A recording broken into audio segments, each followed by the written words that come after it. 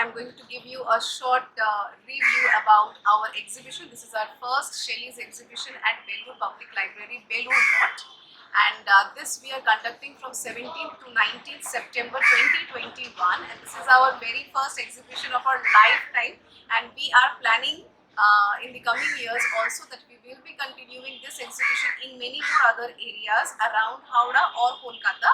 But এখানে তো অবশ্যই হবে, তো আমরা চাইবো তোমরা যারা পার্শ্ববর্তী নেবারহুড ডিস্ট্রিক্টস থেকে আছো তোমরা অবশ্যই এই এক্সিবিশনটাকে আজকে লাস্ট ডে হচ্ছে ভিজিট করো। আর তা না হলে নেক্সট ইয়ার আবার আমরা আসবো বা কামিং ইয়ার্সে আমরা যখন আসবো পেজে নোটিফিকেশন দিয়ে দেওয়া হবে, তোমরা সেটা আপডেট পেতে গেলে জাস্ট ফলো আওয়ার পেজ। আর তার সাথে যদি if you want to participate as seller or buyer তো do just follow our page.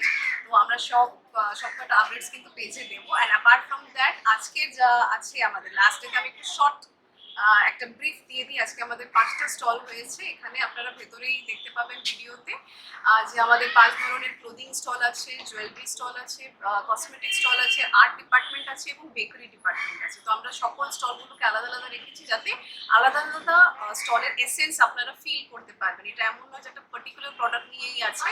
তো you can just come in, join, experience the ambience. আর আপনারা যদি ফার্দার কোনোদিন এক্সিবিশন করার প্ল্যান করছেন you can have a little bit experience because এটা আমাদেরও একটা first life time experience. We can share it with you also.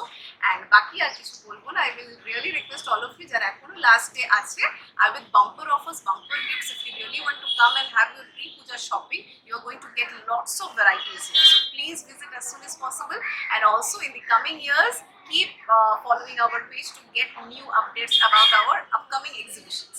Thank you.